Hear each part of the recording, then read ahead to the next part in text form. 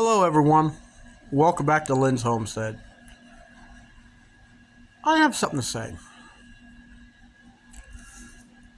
When I said about that AC disconnect being 60 amps, see, that didn't make any sense to me. That unit is a 30 amp service. The breaker on the inside of the mobile home is 30 amps. Now, I want to tell you what this means. Let's say I didn't catch that. That would have caught fire.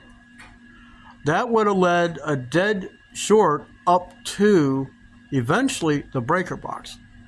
But if the wires are burning as it's going through that conduit, it will catch the house on fire.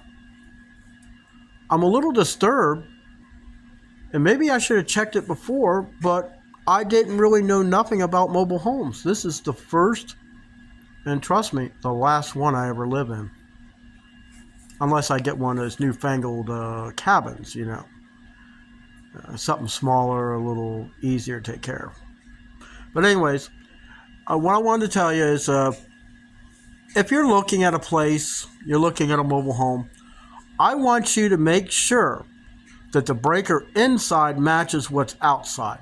If you're not sure what you're looking at, look it up on Google. If not, you could check out a channel like mine and maybe a few others.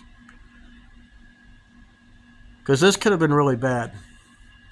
I went through a whole lot, and then to come to find out that I could have lost the whole thing. That's unacceptable. But anyways, there is a big difference between 30 amp and 60 amp. If there would have been a 30 amp breaker there, when that arc happened, it would have killed the power right there. Just like that, dead. But it wasn't.